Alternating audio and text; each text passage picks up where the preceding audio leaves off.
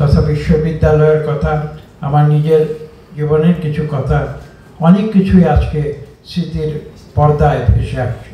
আমি জানি না কতটুকু সময় আমার জন্য দেওয়া আছে এবং কতটুকু কথা বলতে পারবো। এটা আলোচনা সভা এবং দ্বিতীয় অংশে কবিতা পাঠের আসর। আমার প্রথমেই মনে পড়ছে আজকে থেকে প্রায় 60 বছর আগের কথা। কার্জন হলের প্রাঙ্গণে পহেলা বৈশাখে কাঁচা আম ও লঙ্কা সহযোগে কবিতা পাঠের আসর আমরা আয়োজন করেছি প্রথম। বিশ্ববিদ্যালয়ের বিজ্ঞান ভবনে কবিতা পাঠের আসর হবে এটা কেউ কখনো চিন্তা করেনি, আমরা করেছিলাম। এবং বাংলাদেশের প্রথিতযশা কবিরা কিন্তু সেদিন সেখানে কবিতা পাঠ করতেন কয়েক বছর, সেটা চলেছিল। আজকে আমি একটি কবিতা পাঠ করে আমার বক্তব্য শুরু করতে চাই।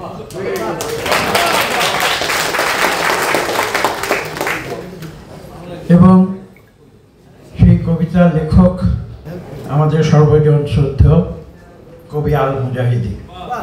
আমার মৃত্তিকা এবং মৃত্তিকাবাস, হে আমার অগ্নিদ্রোহী মৃত্তিকা, তুমি চিরকাল মুক্ত থাকো, স্বর্গের বিহঙ্গ টানা ছেড়ে যাক।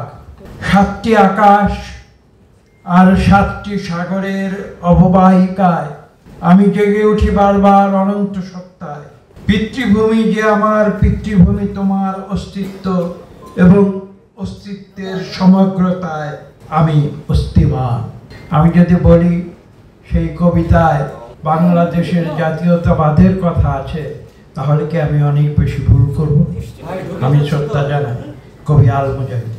বাংলাদেশি জাতীয়তাবাদ সম্বন্ধে একটি ভিন্ন কথা বলছি, সেটা হচ্ছে এইরকম যে এটা একটা পুষ্পমাল্যের মতো আমার কাছে মনে হয়।